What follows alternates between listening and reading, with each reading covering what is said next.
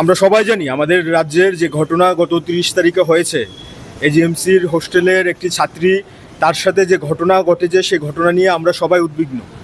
এবং এই ঘটনা আমাদেরকে আরজি করের ঘটনাকে মনে করিয়ে দিচ্ছে, দিল্লিতে যে ঘটনা ঘটেছিল সেই ঘটনাকে মনে করিয়ে দিচ্ছে।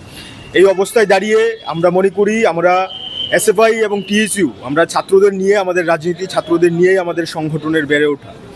কিন্তু আজকে ওনার সাথে, প্রিন্সিপাল সাহেবের সাথে আমরা কথা বললাম, ওনাকে আমরা বেশ কিছু আমাদের ডেপুটেশনের ওনার কাছে দাবি আমরা তুলে ধরলাম। এবং এই দাবিগুলোর মধ্যে অন্যতম যে দাবি হচ্ছে যে মেয়েদের যে হোস্টেল, এই হোস্টেলের সিকিউরিটি বাড়াতে হবে।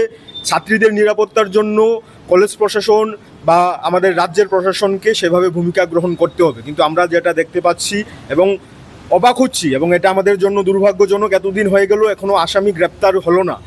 আমরা ওনাকে যখন জিজ্ঞেস করলাম আসামি গ্রেপ্তার হলো না, আপনাদের ভূমিকা বা পুলিশ প্রশাসনের ভূমিকা, এখান থেকে 100 মিটার দূরে আউটপোস্ট জিবি, কিন্তু এখনও আসামিকে গ্রেপ্তার করতে পারলো না। আমাদের রাজ্যের যে নিরাপত্তার অভাব, সেই নিরাপত্তার অভাব বোধ করছেন সাধারণ মানুষ থেকে শুরু করে ছাত্র শিক্ষক সবাই। এবং এই হোস্টেলের কোনো সীমানা নেই, কোনো বাউন্ডারি নেই।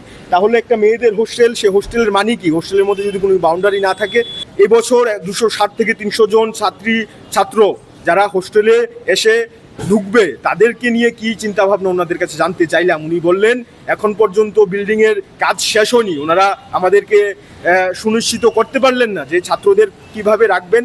আমরা দাবি করেছি ছাত্রদের নিরাপত্তা নিয়ে কলেজ প্রশাসন, পুলিশ প্রশাসন, রাজ্য সরকার, কলেজের প্রশাসনকে সেভাবেই ভূমিকা গ্রহণ করতে হবে। যদি এই ভূমিকা গ্রহণে কোনো রকমের গাফিলতি দেখা যায়, আমরা ভারতের ছাত্র ফেডারেশন এবং উপজাতি ছাত্র ইউনিয়ন আমরা শুধুমাত্র ডেপুটেশনের মধ্যে সীমাবদ্ধ থাকবো না।